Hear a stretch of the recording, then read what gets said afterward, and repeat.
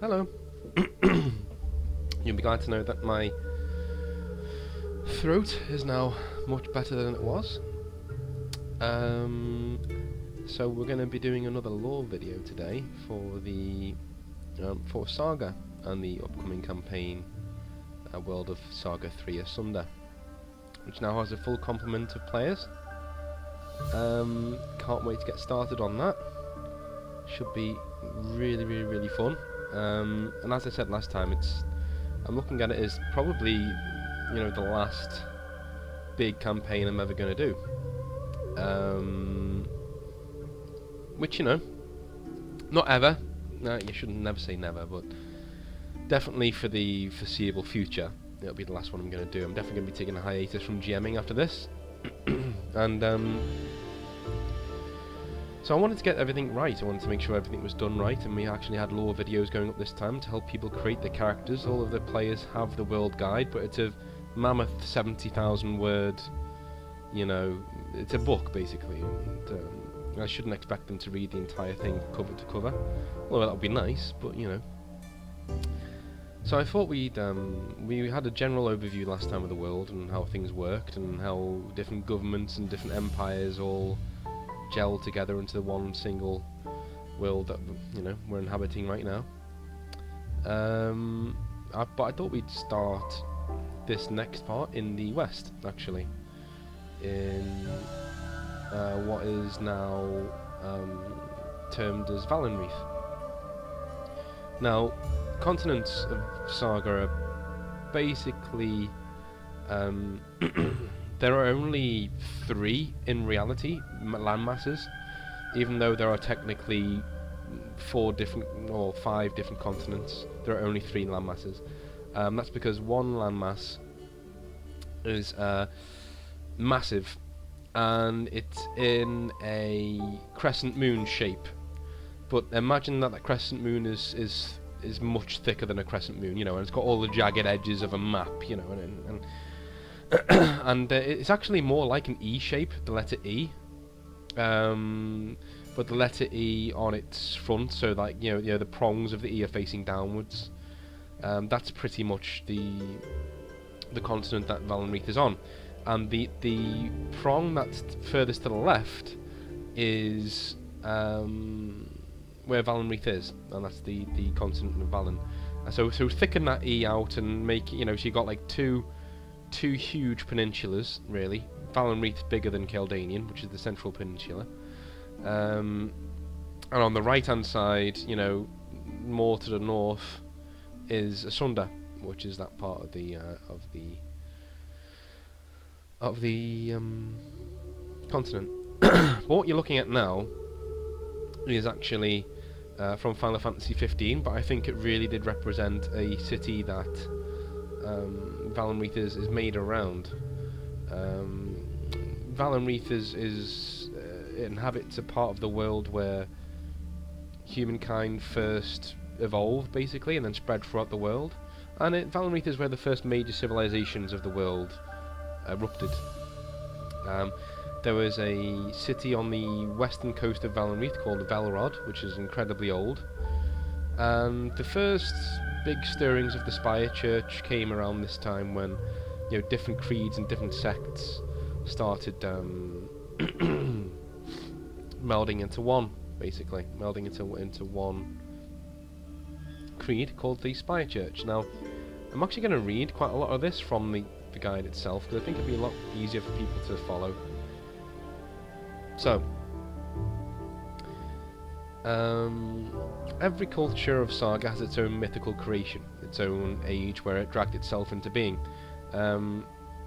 What you're looking at now is actually the city of Valen, which was created by binding users from Valenwreath from the sea. Basically, they pulled up great bastions of stone from the sea and created a city on it. City of Wonders, basically. And that's what I imagine Valen to look like, really. Just a beautiful place, very classical. So,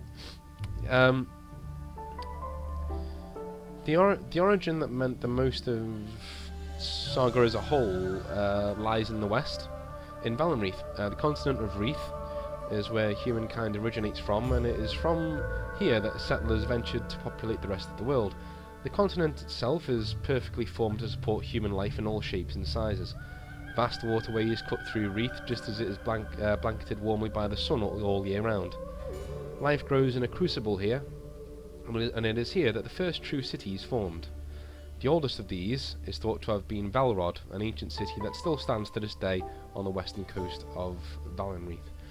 It is from this city that the seers of the religions of the region wandered east into what is now known as the Bleeding Lands to combat the heathen Sedan peoples whose rites of worship and gods conflicted with those of Velrod.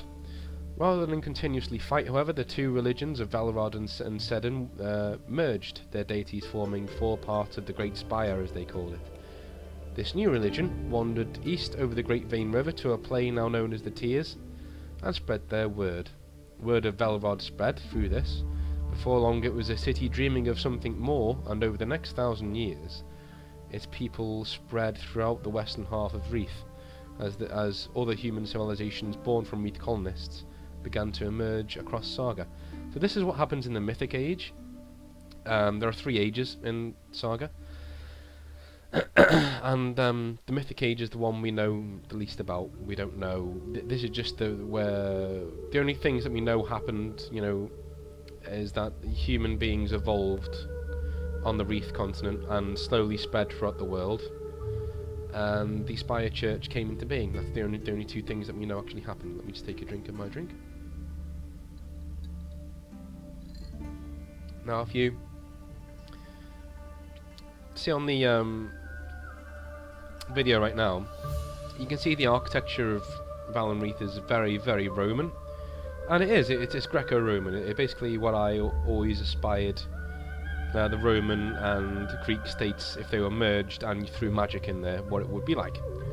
And this is very much so. It's like the idealized fantasy version of Rome at its height.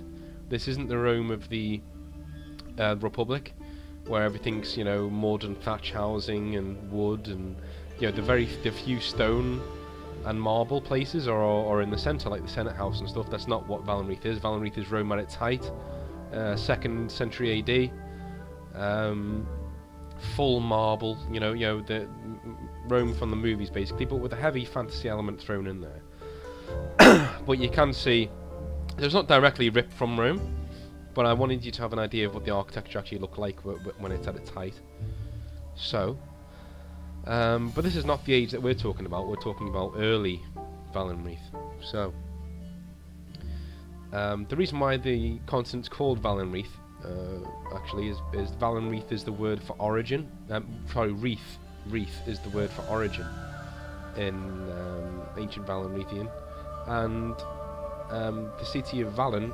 It is the name of Valen is attached to Valenwreath, so that's the name of the continent. So the age of Valen, it has an entire age named after it. This city in the west, and it's basically my Atlantis. Is basically what it is. But my Numenor, if you read Lord of the Rings, because I've always been fascinated with lost cities, lost civilizations, communities where they can look back and say, yeah, we used to have all this, we don't anymore. That's why I really love post-apocalyptic fiction, but not get into all that right now. Before long, the binding users of Velrod, and the age of Valen goes from the year 0 to 1889, so nearly 2,000 years. Velrod is on top. Before long, the binding users of Valen, the age of Valen. Sorry, I'm getting mixed up with my own fiction here. The age of Valen runs from 0 to 1889, so nearly 2,000 years. Before long, the binding users of Velrod had grown to such an extent in power that they looked out to the sea to dream about expansion. The ruling council of Velrod needed a statement, and that statement became Valen. Raised from 4 massive rock pillars beneath the ocean of embers, just off the coast upon which new townships were built, these original foundations were later linked together by a binding and a rotating climax orb of Feyerite at the centre of the city, just above it. Sorry. Um, Feyerite in this setting is the most precious metal in the world. Kind of like mithril, but it can do a lot more. If you shape it through the binding, it never loses its edge, and it's always, you know, it's the strongest metal known. It's the best metal. It's the lightest metal and the strongest metal in the world. It's basically known as the miracle mineral, you know. And the thing is, you can also charge it with the binding, so you can essentially make it into sort of a medieval lightsaber, kind of, you know. And there's a huge orb of it, which is charged with binding energy. That's in the centre of Valen when it's raised out of the sea, when they make it out of the sea. At one end of Valen was the Embergard Palace, which is the seat of the Lord of Velrod and Valen. And in the end, emperors started to be crowned here, as all of the west, all of the Reath continent itself, fell under the sway of Valen, because it was basically a city of wonders. I won't read all of this, because I'm just now realising just how much I've written. But essentially, we have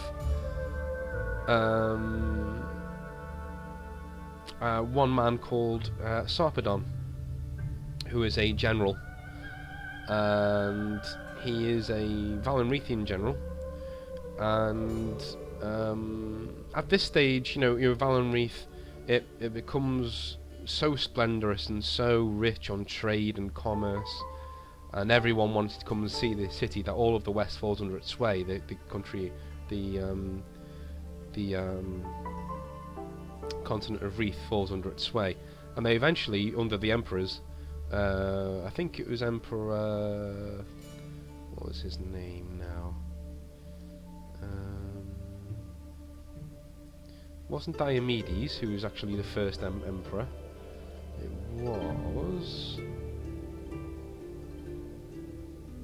yeah, Lycaon the Second. Lycaon the Second. These are all real names, by the way. So, Lycaon the Second conquers Keldanian. He actually sends his Silver Legion, which is the name of the troops of the Valenwreathian Empire. He sends the Silver Legion over to Keldanian, where they essentially do a very good job of conquering the populace there in a very bloody war that goes on for ages. So essentially it mirrors what happens in real life with Rome and Julius Caesar going north to conquer the Gallic tribes. Well, the classical world in our world, the Saga in the west, actually crosses the sea, the breaking seas, to take on Keldanian, which, if you look at that E shape that I was talking about before, Keldanian would be the middle prong across the sea. They can't march north over land because there are severe binding storms that are there. Now the binding, as I said last time, is this world's answer to magic, but much more potent. And so basically armies can't march across the north, they have to cross the sea. And so they invade Keldanian and they conquer it over generations of war it takes to conquer Keldanian in the end.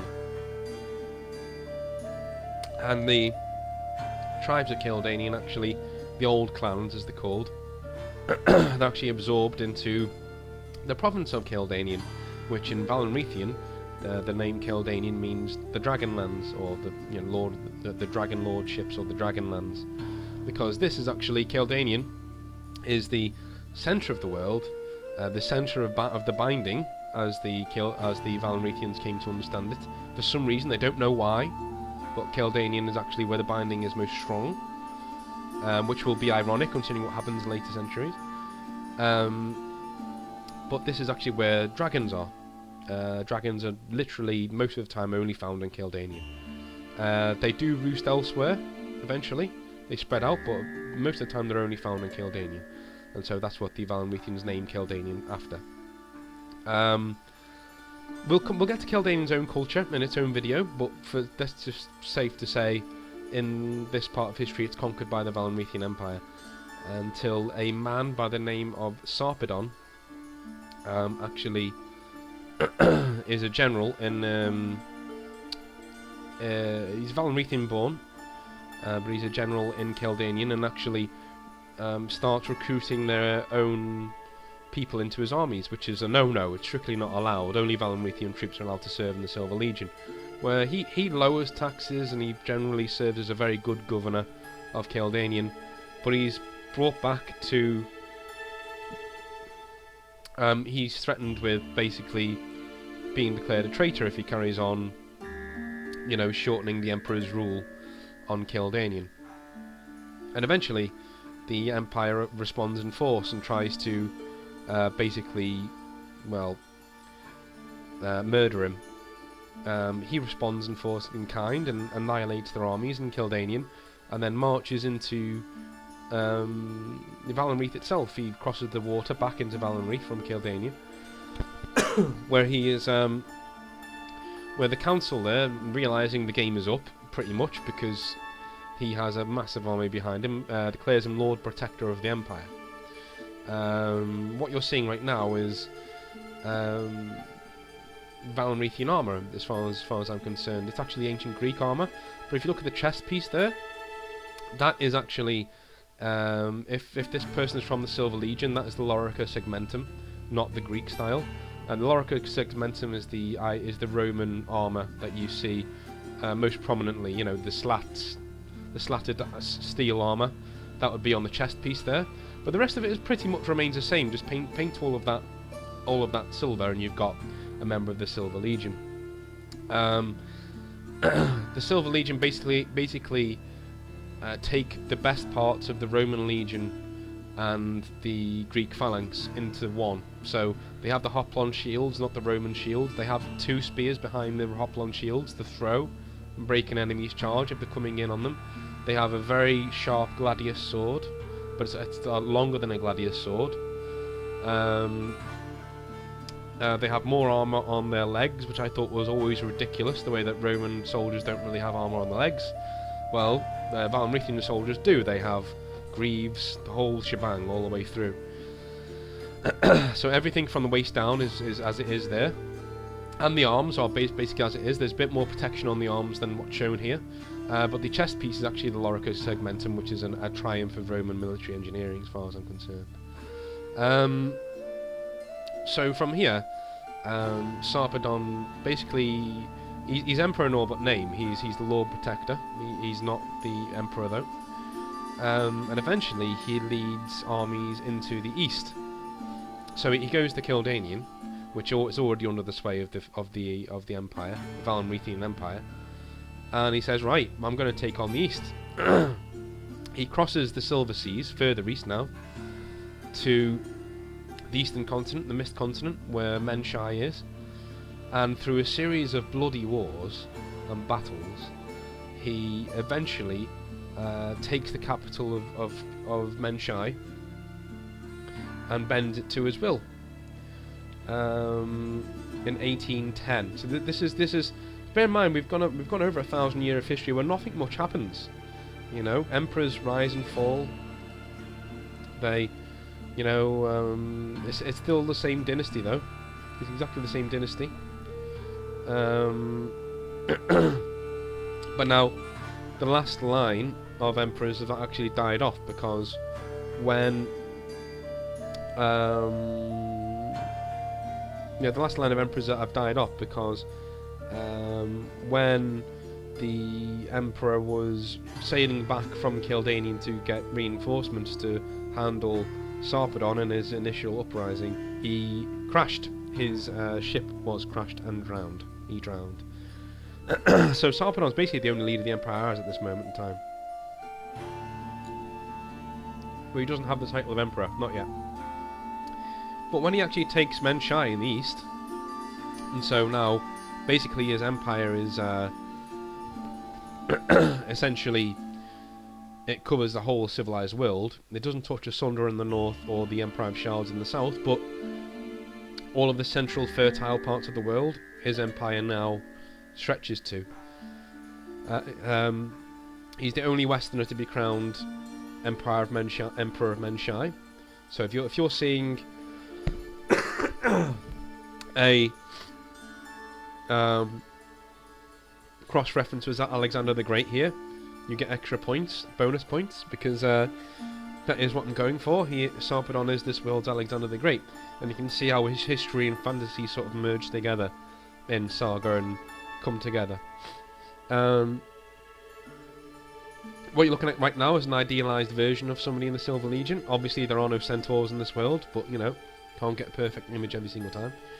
That's what I imagine one of them would look like, in full speed and full tilt, full fighting mode.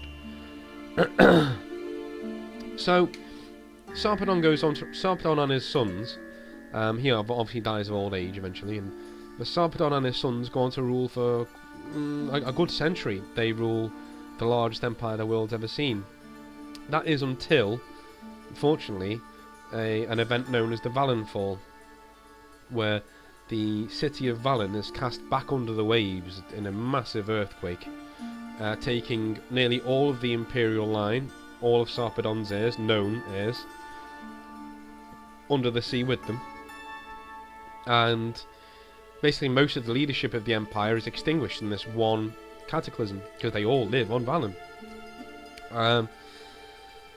So at this stage in time, a civil war breaks out in Valenwreath itself, in the continent of Wreath, in the west.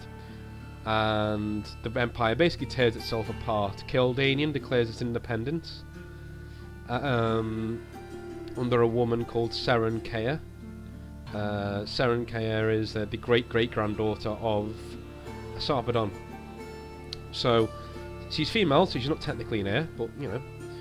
And she wins the independence of Kildanian when the Silver Legion at this time is nearly entirely based in the east, in Menshai, to keep the peace, while it crosses back over the Silver Seas to Kildanian to take on Serenkaya.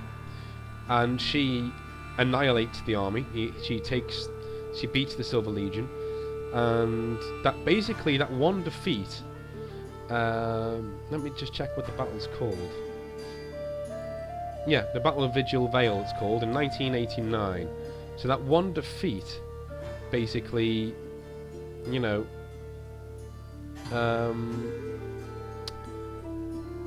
that one defeat basically just shatters everything. It basically just means that the power of the First Empire is now no more. It's now completely gone. You know, it's a shame, but that's just how it is. You know, it's no more, and that's posted.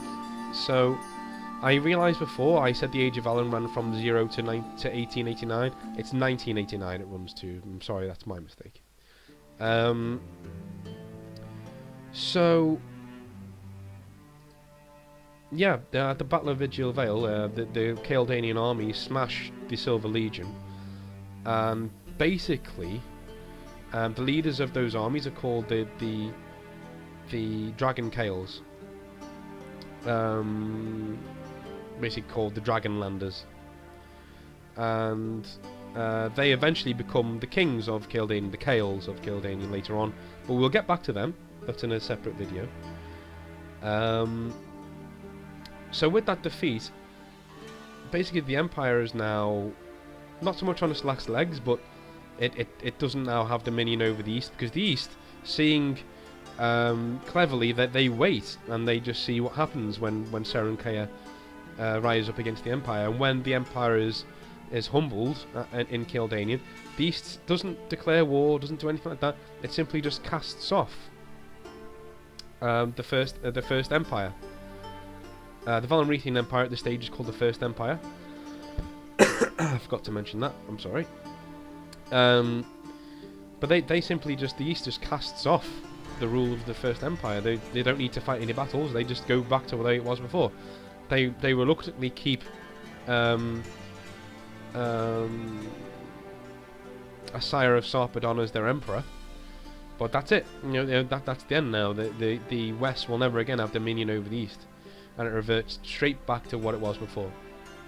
And the blood in Valenwreath itself on the continent of Wreath just runs and runs and runs until finally a man by the name of Aurelian, who is a politician quite a low-ranking one as well at the time of the Valenfall, actually manages to form the remnants of the Silver Legion into one army, and he puts down anybody who would stand against him, and he starts the Aurelian dynasty, which is the third dynasty of emperors in Valenwreath.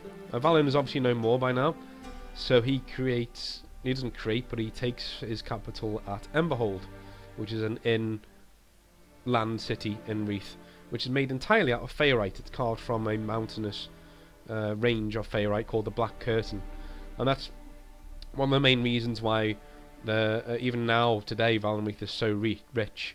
Is because it's the only place in the world where you can get Feyerite, that Black Curtain mountain range.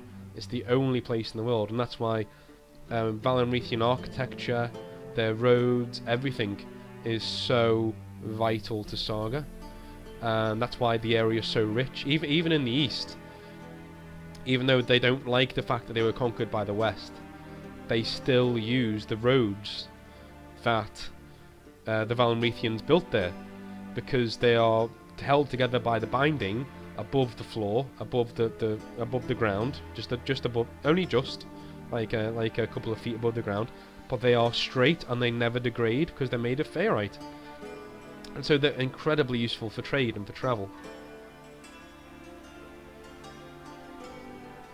That's right, just taking a drink. So,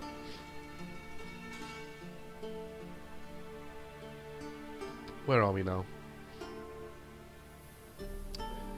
Yeah, what you're looking at here is a picture of the end of the Age of Emperors. Now, the Age of Emperors and Valenwreath just trundles on. You know, life goes on until a man by the name of Echios Carrion, which is the man you're seeing in the picture here, actually pulls together several of the most powerful binding lords in Valenwreath. Because he's had enough of the mismanagement of the Empire, basically. He's a patriot, and he wants to take things over himself. Now, he creates an army himself, just pulls one together, and sends them against the Silver Legion. And the Silver Legion go to meet his army in the field somewhere. But unbeknownst to them, Echios Carrion actually has another idea, and he and another 12 binding lords, they get into a cart dressed as hermits, and they ride all the way to Emberhold, where the Emperor and all of his family and all of his children are, all the citizens of the Empire who are living in the capital are.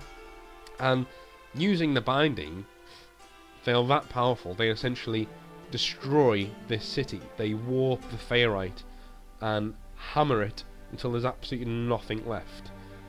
And at that stage, the war's over before it's even begun, and he is declared the new Lord Protector, the new High Minister of the Ministerial Council, and the 12 ministers now rule Valenwreath. There's no emperors anymore. The line of the emperors is ended. This is in the Shattered Age, so this is actually after the Age of Valen, because Valen is obviously gone now. So this would be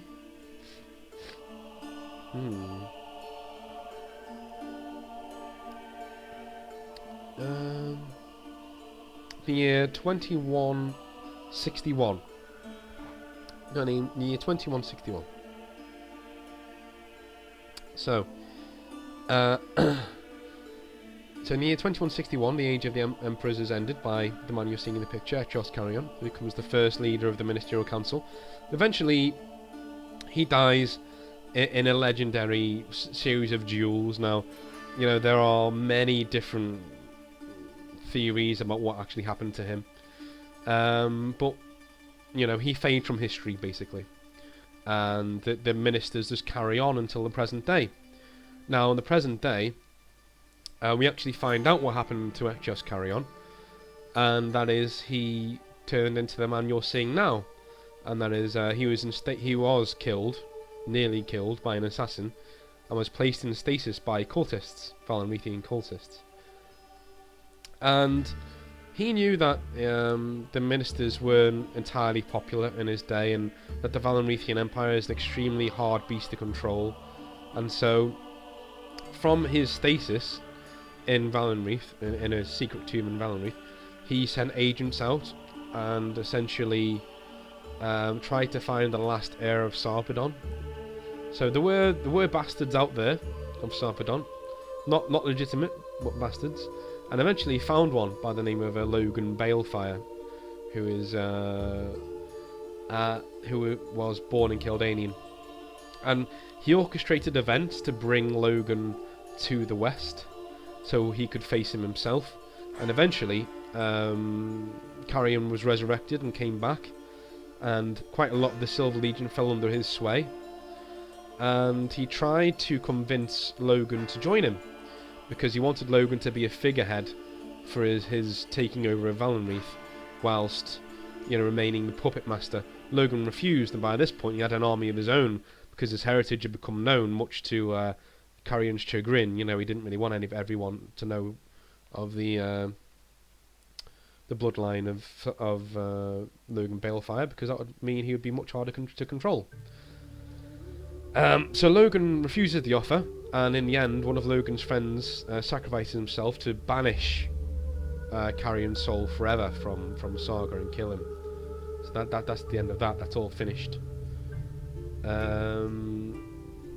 Yeah. So every single piece of architecture that you're looking at is all basically Roman. I know that's come out of left field, but it's basically Roman. I know I moved on straight away there because I've covered a lot of history, and I like to permeate these things with you know, different connotations. So we look at you know, civic structure, we look at engineering, we look at religion, as we've just done, because even some of those stories, they're very religious in tone and in, you know. So the actual place itself, all of the architecture that you're seeing is Roman, Greco-Roman, because essentially that's what Valenwreath is. That's how it's designed to be, an amalgamation of those two cultures, and Persia as well, all into the one melting pot, and throwing a bit of magic, and poof, out it comes as Valenwreath. So you basically got like a there. I've just given you a from start of history to now history. It's the richest place in the world, pretty much. Give me 1 second.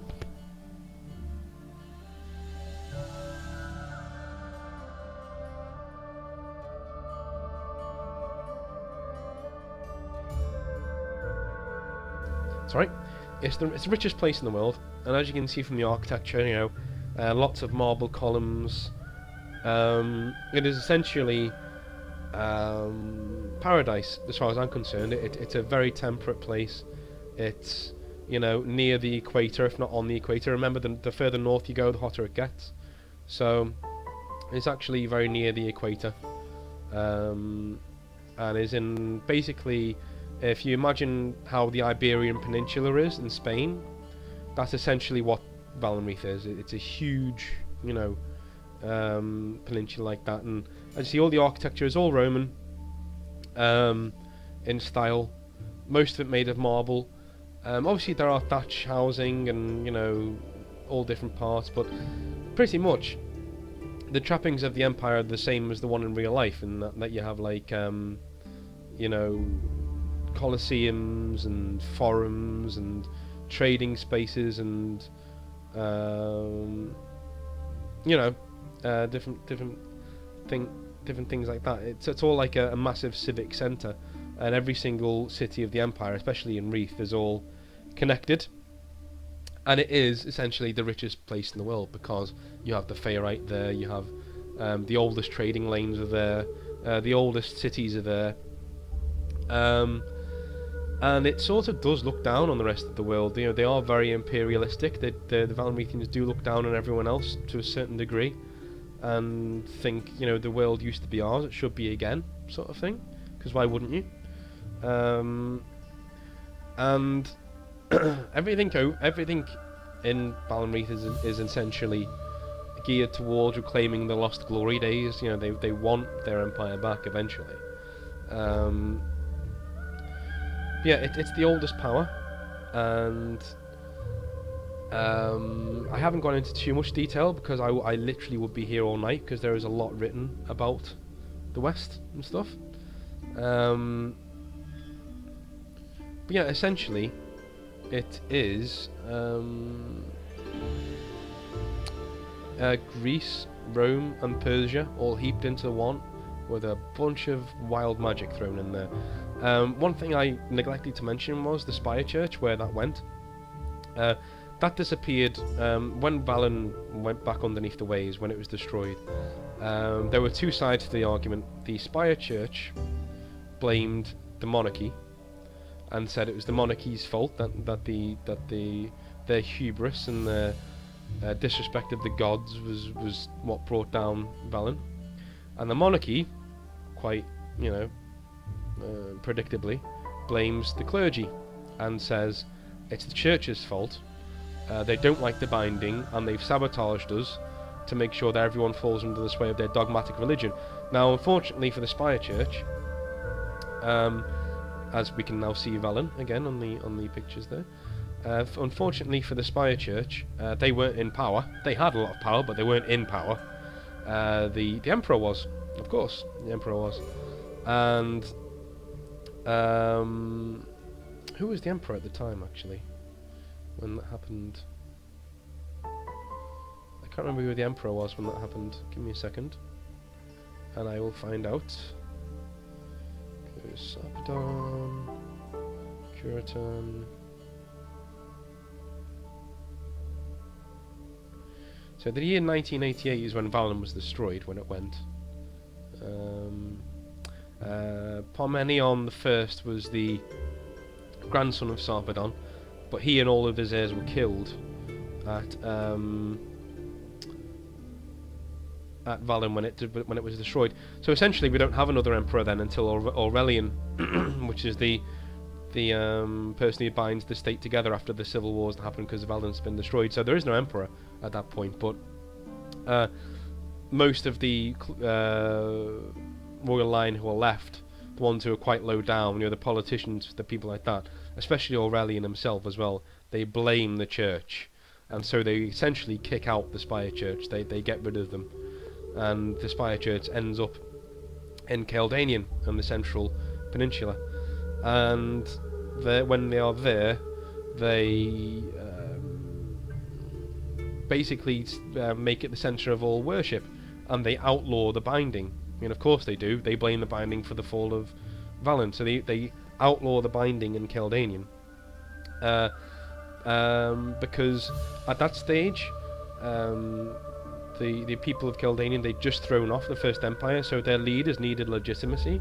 Their kings needed legitimacy, and the church gave them that, because a lot of the people of Caldanian at this point were converted to follow the Spire Church because they'd just been under the boot of the Empire for a century and a couple of generations. And so the Spire Church turned around and said, okay, well, we'll legitimise your right to rule in Caldanian if you make the Spire Church your state religion. Each of the Caldoms, each of the kingdoms here makes the Spire Church the state religion, and you accept our terms that the binding is going to be banned. And they did, and that's what happened. And people should find that very ironic, considering Caldanian is essentially where the binding is strongest. And when you weaken a power at its source, it gets weaker everywhere else.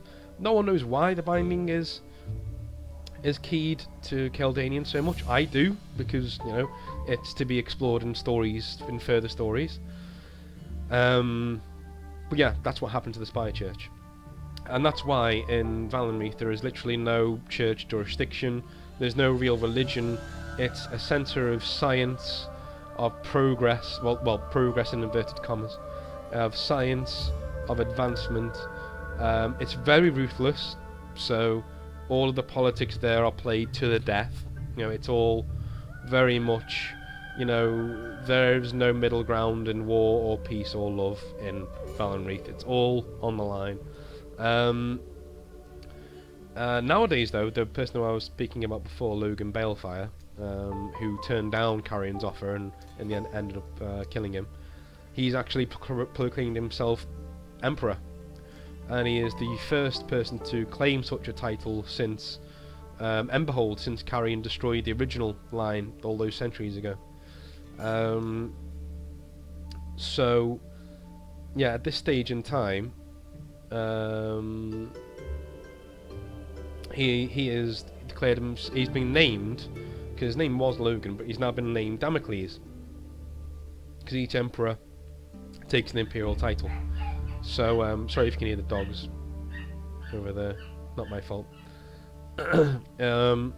Each emperor takes an imperial title, and Damocles was the one he chose, Damocles the First, and he is now fighting a war with Reath has now is in another civil war in present day, and like what's actually going on right now is that Damocles is fighting another pretender called Silas Felix, who is in eastern Valenwreath. So the west is where the old names are in Valenwreath. If you look at the Iberian Peninsula, the west is where all the ancient names are. The east of it is where all of the money is, basically. So they're fighting a civil war over who's going to be the emperor. So yeah, I can actually read that for you. Actually, there's not a problem. That's fine. It's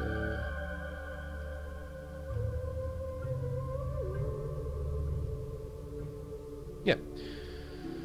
So, miraculously, Logan survived his confrontation with Carrion, and he had a newfound determination, having seen the depravity of Valenwreath and its political class. He crowned himself its emperor on the field of battle, and was named by the Oathbound, who were the guards of the emperor, as Damocles the Emperor of Valenwreath. His claim, though, was universally contested, and the Oathbound War, a new civil war, has been raging ever since. The initial battles went well for Damocles, as he smashed lord after lord who stood against him. In the years following, however, the opposition to him have banded together as different claimants have fallen away or died. Now the Silver Legion of Valenwreath is split in two, one half under the command of the young Emperor Damocles, in name only, and the other under the command of Silas Felix Alexandros, who is also called the Amber King. Silas Felix is one of the dukes of the Amber Duchies. The Amber Duchies are essentially the nobles in the eastern part of the Reath continent that supply much of the trade and food to the west through extensive sun-drenched lands, and was one of four claimants, apart from Damocles, to the Valenwreathian throne. He was the greatest military leader of the resistance, as they were called, dealing Damocles no less than 4 stinging defeats that denied the young emperor a quick victory in the civil war. Eventually, however, Silas took command of the Shadows of Kalestown and the Black Lotus, ending the shadow war that raged between the two sects of assassins by coercion or bribery. The Shadows of Kalestown were essentially a league of assassins, pretty much. But one thing before I know I'm jumping around a lot, but the picture, I wanted to draw your attention to the picture that's on here right now. This is the picture of the coast of Valenwreath in the southwest. Now, Valen was off the coast in the southwest, and this is what's left of the coastline. Now, those statues that you see there, they're actually called the Lamenters, and they look out onto the sea where Valenwreath used to stand, and they're each crying and holding out their arms to try and touch the city. And you can see the coastline is actually battered and warped, and smashed. So you can just imagine what the actual city itself, what happened to the city itself. That's why the Spire Church say, it's the binding, it's the binding's fault. Whereas the binding say, hey, it was something that the that the Spire Church did to sabotage the city and cause some massive eruption. But as you can see there, the land there is pretty ghostly and pretty scarred by the end of Valen and the end of the great age of the Valenwreathian Empire, which is one image I really wanted to leave you with, is the tragedy of that, the fact that this golden age was lost, essentially. But anyway, back to what we were talking about. Silas takes command of the Shadows of Kalestown, which is the the main western sect of assassins, and he merges them with the Black Lotus, which is the eastern poster boy assassin guild. And he basically kills all the other claimants apart from Damocles, and says he won't take the... He crowns himself king of the Amber Duchies and wants to be emperor of the Valenwreathian Empire, but he won't name himself emperor until Damocles is dead. So the Valenwreathian Empire today is split into two between east and west. The lands of Damocles are in the west, and in the east are the lands of Silas Felix. Blood tills the land between them, however, but what remains clear is that the winner will inherit a united west without ministers and without any, messy claimants on the throne, and it will be a matter of time before the winner of this oathbound war turns their immense power against the rest of the world. That is how much power is in Valenwreath. It is essentially the imperial power of the world. So that's essentially it. That's all I wanted to say. As I said, I think a better way of discussing what the land looks like without actually showing you a map, which I can't at the moment. I am getting a map made, but won't be made for a little while. And that's that. Imagine Valenwreath is a longer, longer Iberian Peninsula, and if you look at the way that Spain, the Iberian Peninsula, fits onto Europe, well, that's the same way that the continents are bound together. So if you look at Valenwreath in the west, it's sort of like the size of Spain, Well, it's much bigger than Spain, but it's the same shape. And then in the Peloponnese, leading into France, that's where all of the binding storms are. But if you went over that, it would just basically be a vast wasteland until you get to... If you carry on further north, you'll get to the Asunder deserts, where the Asunder people are. And if you go sideways to the west, to the east, sorry, and then south, you'll come not to Italy, which you would do in the real world, but you'd come to Kildanian, which is another peninsula in similar shape to Spain, but again, much, much bigger. And then across the sea from... so that's that continent, it's the whole continent, the Wreath continent, but that's that continent. And then in the east, across the seas, is an island continent, the east, where Menshai is, and now Gensen. And then there's another continent to the south, which is like the lost continent. But we'll get on to all of those things. But for now, that was covering Valenwreath. I hope you enjoyed it. I hope I went over everything that I needed to go over. I hope this isn't too rambly. I hope you can follow it. I do try to slow down in these things, but again, if I'd have written this verbatim from the guide, it would have been just too long. So, thanks for watching. Next time will be Kildanian, and hopefully I might have a crude map by that stage. It's not going to be a very good one, but it will be a crude map. So, I'll speak to you guys then, and have a nice evening. See you later.